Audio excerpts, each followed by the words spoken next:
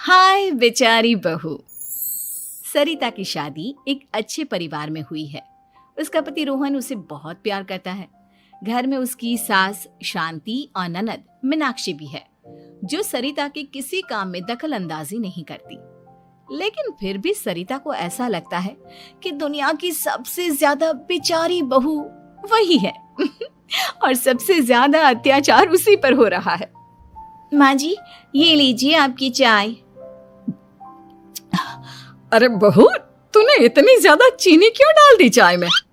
हाय हाय माँ जी, मैंने तो उतनी ही मीठी बनाई है जितनी मीठी आपको पसंद है। माँ जी, आपको तो मेरे हाथ की चाय अच्छी ही नहीं लगती। जब देखो कुछ न कुछ कमी निकाल ही देती हो। अरे बहू, तू एक बात के पीछे ही पड़ जाती है। मैंने ऐसा कब कहा कि तू रोज चाय खराब बनाती है? सरिता अपने कमरे में चली जाती है और फोन उठाकर अपनी माँ से बात करती है। हेलो माँ, कैसी हो आप? क्या कर रही हो? मैं तो ठीक हूँ, पर तू बता, तेरा मूड कैसा है? तेरी आवाज से लग रहा है कि कुछ तो हुआ है तेरे ससुराल में। अरे क्या बताऊँ माँ, यहाँ तो हर समय मेरे साथ बहुत बुरा व्यवहार होता है। मैंने अपनी सास के लिए इतनी अच्छी चाय बनाई, लेकिन मेरी सास चाय पीते ही मुझे 4 बातें सुना दी। बेटी, तू इतनी छोटी छोटी बातों पर ध्यान ही क्यों देती हो? तुम्हारी सास ने कुछ बोल भी दिया तो क्या हो गया, वो बड़ी है ना तुझसे। माँ ने इतना समझाया, लेकिन इस बात का सरिता पर कोई असर नहीं हुआ। अपनी बेचारी बहू की छवि वो बदलना ही नहीं चाहती। अगली सुबह सब नाश्ते की टेबल पर बैठकर नाश्ता कर रहे थे, तभी सरिता ने अपने पति से कहा, सुनिए जी, मुझे ना आज बाजार से कुछ सामान लेकर आना है। आज आप ऑफिस से आने के बाद मुझे लेकर चलना ना। भाभी, मुझे भी कुछ किताबें खरीदनी है। आप दोनों जा ही रहे हो तो मेरी किताबें भी ले आना। लो, अभी तो बात ही की है बाजार जाने की, तो एक फरमाइश आ गई। माँ जी, आप भी बता दो कुछ, और हाँ, मोहल्ले वालों से भी बोल दो अगर वो कुछ मंगवाना चाहते हो तो। बेचारी मीनाक्षी अपना सा मुंह लेकर रह गई। ये सब देखकर रोहन से चुप नहीं रह गया और वो गुस्से में बोला, सरिता, क्या हो गया है तुम्हें? मीनाक्षी ने तो सिर्फ किताबों के लिए बोला है। तुम्हें मीनाक्षी से इस तरह से बात नहीं करनी चाहिए। माफी मांगो उससे अभी। क्या? मैं माफी मांगू? दिन भर आपके घर के काम करूं मैं, आपकी और आपके घर वालों की बातें सुनूं मैं, और अब माफी भी मैं मांगू? ऐसा कभी नहीं हो सकता। ये बोलकर सरिता वहां से चली जाती है। एक दिन उनकी पड़ोसन घर आती है। अरे सरिता, क्या कर रही है? और क्या करूंगी भाभी जी, बस घर का काम ही कर रही हूँ। आप बताओ कैसे आना हुआ?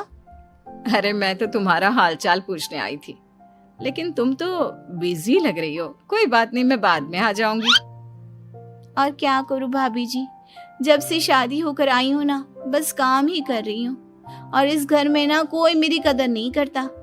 पति है जो बस घर से ऑफिस, ऑफिस से घर। ननद को तो कॉलेज से फुर्सत नहीं। बची सास तो उनका सारा समय मेरी गलतियां निकालने में लग जाता है। अरे ये क्या कह रही हो सरिता? तुम्हारी सास तो पूरे मोहल्ले में तुम्हारी तारीफ करती फिरती है कि तुम बहुत अच्छी हो, पूरा घर तुम्ही ने संभाल रखा है। हाँ तो क्या हुआ, इसमें गलत क्या कहती है? सच्ची तो कहती है। मेरी मर्जी के बिना इस घर का पत्ता भी नहीं हिलता। शाम को जब रोहन घर आया तो उसने सबसे कहा, कल हम सबको मौसी जी के घर जाना है। उनकी बेटी की शादी है। सब अपनी अपनी पैकिंग कर लो, सुबह होते ही निकल जाएंगे। और सरिता, तुम कान खोलकर सुन लो, वहां जाकर किसी की बुराई भलाई शुरू मत कर देना, नहीं तो मुझसे बुरा कोई नहीं होगा। हाय हाय जी, आप तो ऐसे कह रहे हो जैसे मैं सुबह शाम सबकी बुराई करती फिरती हूँ। आज तक कोई कह नहीं सकता कि मैंने किसी की पीठ पीछे किसी के बारे में कोई बुरी बात बोली हो तो। अरे बस बहू, बात को और ज्यादा आगे मत बढ़ा। हमें सब पता है तू हमारे साथ क्या व्यवहार करती है। ये बात घर तक रखना, शादी में किसी को कुछ मत बोलना, नहीं तो सब कहेंगे कि शांति की बहू कितना बोलती है। हाँ हाँ, सब कुछ तो मैं ही बोलती हूँ ना। आप लोग तो हर समय फूलों की बारिश करते रहते हो मेरे ऊपर। सारी गलती मेरी है जो मैं इस घर में आई। सबका कितना ध्यान रखती हूँ, लेकिन फिर भी मेरी तो आप लोगों की नजर में कोई कदर ही नहीं है। अगली सुबह सब लोग मौसी जी के घर पर चले जाते हैं। वहां पर शादी का माहौल होता है, सब जगह चहल पहल होती है, बहुत सारे मेहमान आए हैं। सरिता को वहां बहुत अच्छा लग रहा है। वो अपने मन में सोचती है, यहाँ कितना अच्छा लग रहा है, कितनी रौनक है। मैं यहाँ किसी से ज्यादा बात नहीं करूंगी। अगर मेरे मुंह से कुछ ऐसा वैसा निकल गया तो रोहन जी तो मुझसे गुस्सा हो जाएंगी। सरिता ये सब सोच ही रही थी कि वहां रोहन की कजिन साक्षी आ गई और सरिता से बोली, आप सरिता भाभी हो ना? जितना आपके बारे में सुना था आप तो उससे भी ज्यादा सुंदर हो। हाँ वो तो है, मेरी सुंदरता की तारीफ सब करते हैं। मेरे मायके में तो सब यही बोलते हैं कि रोहन जी की किस्मत बहुत अच्छी है जिन्हें मैं मिली। लेकिन आप कौन है? मैंने आपको पहचाना नहीं। मैं रोहन भैया की कजिन हूँ। आपकी शादी पर नहीं आ पाई थी ना, इसलिए आप मुझसे मिली नहीं कभी। शांति मौसी और मीनाक्षी आपकी बहुत तारीफ करते हैं। क्या कहा तुमने? मेरी तारीफ? कभी नहीं। मेरे ससुराल वाले कभी मेरी तारीफ कर ही नहीं सकते। मैं इतनी अच्छी हूँ, मेहनती हूँ, लेकिन उन्हें तो मेरी कदर ही नहीं। सारा दिन घर का काम करती हूँ, फिर भी मेरी सास ना मुझे सुनाती रहती है और पति भी मेरी सास की साइड लेते हैं। ना कभी बाहर ले जाते हैं ना कहीं घुमाने।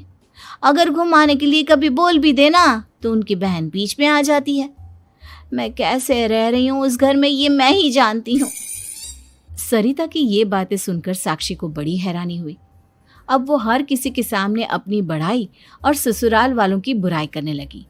रोहन और शांति को सरिता पर बहुत गुस्सा आया, लेकिन वो चुप रहे। अगले दिन जब वो अपने घर पर आए, सरिता, तुमने क्यों सबके सामने मेरी इज्जत का तमाशा बनाया? तुमसे बोला था ना कि चुप रहना। अजी ऐसा भी क्या कह दिया मैंने जो इतना भड़क रहे हो?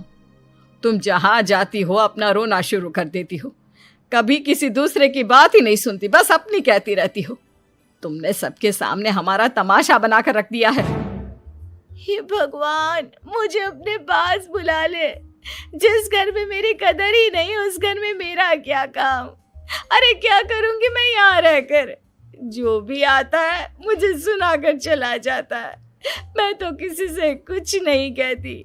सीधी सादी बहू मिल गई है ना सबको, तो जो जी में आए वो करो। सरिता ने अपने आगे किसी को कुछ बोलने ही नहीं दिया और उस दिन भी उसने सबके सामने खुद को बेचारी बना ही दिया। अगले दिन मीनाक्षी कॉलेज के लिए लेट हो रही थी, इसलिए वो हर काम जल्दी जल्दी कर रही थी। अपना नाश्ता लेने किचन में गई और पतीले में रखे गरम दूध को गिलास में डालने लगी। दूध का पतीला उसके हाथ से छूट गया और गरम गरम दूध उसके हाथ पर गिर गया। ओए माँ, हाय मेरा हाथ, माँ मेरा हाथ जल गया। मीनाक्षी की आवाज सुनकर सरिता दौड़ती हुई आई। ये क्या किया तुमने? तुम्हें नाश्ता चाहिए था तो मुझसे बोल देती, मैं क्या मना करती थी? अब पता नहीं कितने दिन की मुसीबत पाल ली तुमने। सरिता मीनाक्षी को उसके कमरे में ले गई और उसका बहुत ख्याल रखा। उसका इस तरह से ख्याल रखना शांति और रोहन को थोड़ा अजीब लगा। माँ, सरिता के दिमाग का भी कुछ पता नहीं। कल शादी में सबको इतना कुछ बोल कर आई है हमारे बारे में, और अब मीनाक्षी की कितनी अच्छी देखभाल कर रही है। ये ऐसा क्यों करती है? बेटा, तेरी बीवी की ना आदत हो गई है सबके सामने खुद को बेचारी दिखाने की, और आदत इतनी जल्दी नहीं बदलती। जब ये बोलना शुरू करती है तो रुकने का नाम ही नहीं लेती, इसलिए इसे पता ही नहीं चलता कि ये किसके सामने क्या बोली जा रही है। लेकिन दिल की बहुत अच्छी है। हमें भी अपना दिल बड़ा करके ये जैसी है इसे स्वीकार करना चाहिए।